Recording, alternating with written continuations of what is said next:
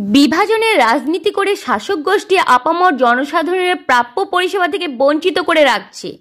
এই বিভাজনের রাজনীতির বিরুদ্ধে রুখে দাঁড়ানোর আহ্বান জানালেন আইএসএফ চেয়ারম্যান তথা বিধায়ক নওশাদ সিদ্দিকী। আজ উত্তর 24 পরগনার দেগঙ্গায় আইএসএফ সোহাই সেতপুর অঞ্চল কমিটির উদ্যোগে আরজি করেন নির্যাতিতা তিলোত্তমা স্মরণে রক্তদান শিবির অনুষ্ঠানে তিনি বলেন, বিজেপি ও তৃণমূল কংগ্রেস পারস্পরিক বোঝাপড়ার মাধ্যমে ক্ষমতা আঁকড়ে থাকতে চাইছে, প্রতিনিয়ত মানুষকে বিভ্রান্ত করে চলেছে। এই পরিস্থিতির অবসান চাই। শিক্ষা ব্যবস্থা, স্বাস্থ্য পরিষেবা শিখিয়ে তুলে মানুষকে ভাগ করেছে শাসক গোষ্ঠী। দেগঙ্গার মানুষকে উন্নত চিকিৎসা পরিষেবার জন্য বারবার কলকাতায় ছুটতে হয়। কেন এত বিশাল একটি জেলায় উন্নত মানের হাসপাতাল নেই? এই প্রশ্নগুলি করলেই শাসক দল ধর্মীয় বিভাজনের কৌশল প্রয়োগ করে। তিনি বলেন, মানুষের সঙ্গে মিশে তাদের প্রতিনিয়ত শাসক দলের এই অপকৌশলগুলি সম্পর্কে সচেতন করে যেতে হবে। তিনি আরও বলেন, আরজি কাণ্ডে প্রমাণ হচ্ছে বিজেপি ও তৃণমূলের সেটিং তত্ত্ব।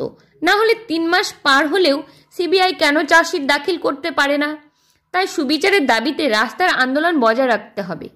আজকের এই রক্তদান শিবিরে আইএসএফ রাজ্য কমিটির সম্পাদক বিশ্বজিৎ মাইতি, কুতুবুদ্দিন ফতেহি, রাকেশ বেরা সহ দেগঙ্গা অঞ্চলের পার্টি নেতৃবৃন্দ উপস্থিত ছিলেন। এই রক্তদান শিবিরে রক্ত দিয়েছেন 94 জন রক্তদাতা। শোনেন ভাই, এরা তৃণমূল কংগ্রেস নোংরামি চরম জায়গায় পৌঁছেছে, যে শেষের দিকে এসে দাঁড়াচ্ছে। যখন রক্তের হাহাকার দেখা দিচ্ছে, রক্ত যখন পাচ্ছে না, থ্যালাসেমিয়া রোগে আক্রান্ত বা বিভিন্ন মুমূর্ষ রোগে আক্রান্ত, রক্তের জন্য অনেক অপারেশন বন্ধ আছে, সেই সময় আমরা এগিয়ে আসছি সাধারণ মানুষেরকে নিয়ে একটা রক্তদান শিবির করতে। এখানে দেখুন অলরেডি 80-র কাছাকাছি চলে গিয়েছে, 100 জনের টার্গেট আছে। তো ব্যাপারটা হচ্ছে এটাই যে সেখানেও তৃণমূল কংগ্রেস বিরোধিতা করছে।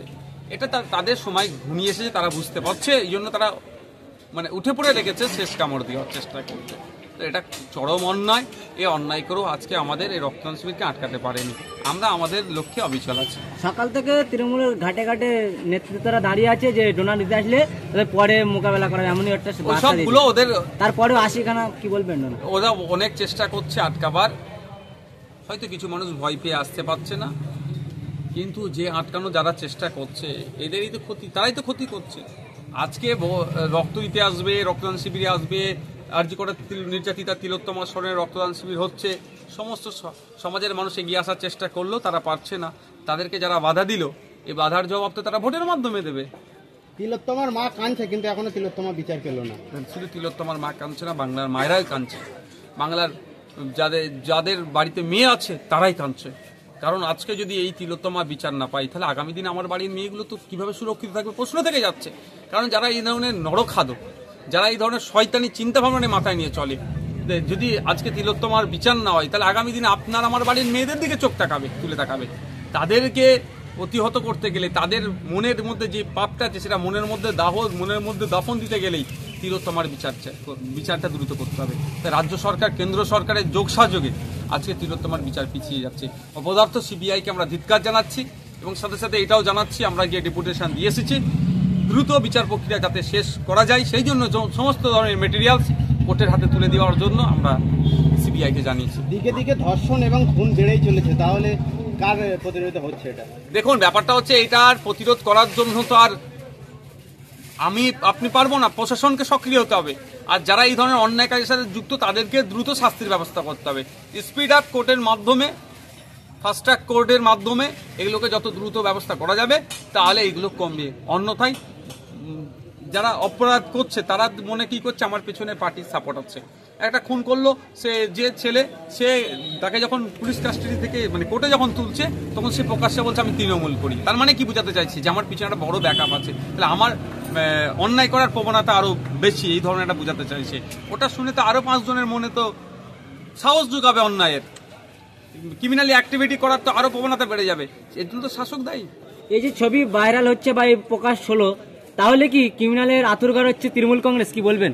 কারণ তৃণমূলেরই তো নাম করলো। যেখানে যত রকম অন্যায় আছে সেখানে তৃণমূলের উপস্থিতি। যত রকম অন্যায় আছে, বাচ্চাদের ট্যাব চুরিতেও দেখো তৃণমূল জড়িয়ে গেল, যে ট্যাবের টাকা দিচ্ছে সেখানে তৃণমূল জড়িয়ে গেল।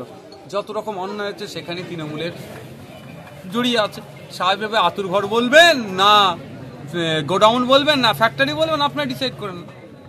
যিনি ওকাব বিল নিয়ে পার্লামেন্টের মধ্যে গেলাস ভেঙেছিলেন তারাকে দেখলাম বিজেপির নেতা যোগী আদিত্যনাথের সঙ্গে সাক্ষাৎ করতে ফুলের তোড়া দিয়ে স্বাগতম জানাতে। এই কি বলবেন?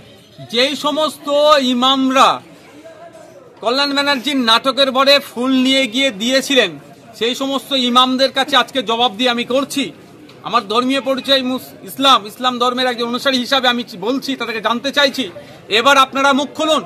ও তো নাটক করে হাত কেটে মুসলিমদের কাছে মাসিয়া সাজার চেষ্টা করলো। আর যে যোগী আদিত্যনাথ যে হাতে মুসলিমদেরকে গুলি করে মারছে তার পুলিশ, সেই হাতে কিভাবে ফুল তুলে দিল, এর জবাব পশ্চিমবাংলার সংখ্যালঘু মুসলমান এবং সংখ্যাগুরুরাও দেবে।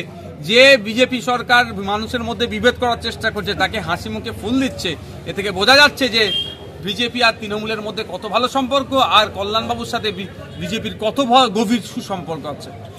কোর্টে দাঁড়িয়ে বলবো, একজন সমাজবিরোধী জঙ্গি যদি কেউ থাকে তার নাম নওশাদ সিদ্দিকী, মন্তব্য করলেন সওগাত মোল্লা। দেখুন, আমি এখন কোর্ট বন্ধ আছে, আপনারা জানেন। 2 তারিখে কোর্ট খুলবে, তারপরে বুঝতে পারবেন ব্যাটাকে কোথায় নিয়ে আসছি। তিনি এটাও বলেছেন যে যত বড় কেস দেখ আমি কোর্টে দাঁড়িয়ে এর মোকাবেলা করব। দেখা যাবে, ওকে কোর্টে নিয়ে এসে হাজির করব। আমি ওর মতো অবান্তর মন্তব্য করব না। কাঁটা দিয়ে কাঁটা তোলা যায়, গন্ধ দিয়ে গন্ধ ঢাকা যায় না। ওটা তো গন্ধ, ও তো পচা। ওকে আমি কি গন্ধ দিয়ে দেবো নাকি? স্যার, সমাজ পচে যাবে তো। ওর জবাব আমি পেনের খোঁচাতে দেবো। 5 টাকার পেনের খোঁচায় ব্যাটাকে টেনে নিয়ে কোর্টে আনবো, আপনারা দেখে নেবেন। ও ব্যাটাকে কোর্টে এসে স্যালেন্ডার করাবো, এটা আপনাকে চ্যালেঞ্জ করছি। ওকে এসে স্যালেন্ডার হতে হবে কোর্টে। এই ধরনের মন্তব্য করে থাকে। ভাঙড়ে তৃণমূলদের কি মনোবল বাড়ানোর জন্য এই বক্তব্য দিয়েছে? ভাঙড়ের জমিতে বক্তব্য দিল, কি বলবেন? কোথাকার তৃণমূলের কর্মীদের আর মনোমান নেই, সব তলনিতে ভয় পাচ্ছে বলে কি? ভয় পাচ্ছে যে দাদা দিদির সেটিং যদি একদিন নষ্ট হয়ে যায়, তাহলে সবকটাকে তিহার জেলে থাকতে হবে, নাহলে অন্য কোনো রাজ্যের জেলে নিয়ে ভরে দেবে। আর ওরা ভালো করে দেখে নিয়েছে যে ওপর নেতারা সব সেটিং হয়ে যাবে, নিচের স্তরগুলো এগুলো সব বলির বাঁকড়া হবে, এটা বুঝে গিয়েছে। ওটাই কি একটা নমুনা দেখালে ভাঙড়ে আহসান আপনার কাছে যে নত হলো? না, দেখুন, ব্যাপারটা হচ্ছে উনি একজন লিডার হিসাবে ওখানে যে ভূমিকা রেখেছে, সত্যি অস্বীকার করার কোনো জায়গা নয়। লিডারের ভূমিকা পালন করেছে। আর ওখানে যেগুলো হচ্ছে, এগুলো হচ্ছে সিন ক্রিয়েট বলে আমাদের দেবে। আমি আপনাকে বলে রাখি, আমি বিধায়ক ভাঙড়ের যে কোনো প্রান্তে যাব, কারো ক্ষমতা নেই আমাকে আটকাবার, এটা আপনাকে বলে রাখছি। আগামীকাল দেখলাম ভাঙড় এক পঞ্চায়েতে আইএসএফরা তালা মেরেছে, আইএসএফদের কাজ দেওয়া। রাইনুর হক তিনি পঞ্চায়েত থেকে তালা মারলো। আমাদের ওখানে বিরোধী দলনেতা আছেন, আমাদের রাইনুর হচ্ছে আমাদের জেলা পরিষদের সদস্য, সমিতির সদস্যরা আছেন। দেখুন, ব্যাপারটা হচ্ছে গ্রাম সংসদ রেখেছিল, গ্রাম সংসদের নিয়ম অনুযায়ী গ্রাম সংসদের পরিচালনা করেনি। বিরোধী দলে যারা আছেন তাদেরও মতামত নেওয়ার দরকার, সেটা করেনি। ফলে কি হচ্ছে, একনায়কতন্ত্র করার চেষ্টা করেছে। কতদিন আর চুপ করে থাকবে? দীর্ঘদিন ধরে তাদের কাজ দিচ্ছে না, এগোচ্ছে না, সেখানে আগুনিতে তালা লাগিয়েছে শুনলাম। তো ব্যাপারটা হচ্ছে এটা নিয়ে কিছু নয়। আগামী দিনে ভিডিওতে তালা পড়বে, প্রয়োজনে ভিডিও যদি এটাকে সুরাহা না করে ভিডিও অফিসে তালা লাগে, ভিডিওকে ভেতরে ভরে তালা মেরে রেখে দেওয়া হবে। যদি বলে পুলিশ প্রশাসনকে, কত পুলিশ প্রশাসন আছে দেখা যাবে তখন। আইএসএফ কর্মীদের কি এটাকে সাহস বাড়াচ্ছেন না, কি বলবেন? সাহস কেন বাড়াতে বলুন? সাহস অলরেডি আছে।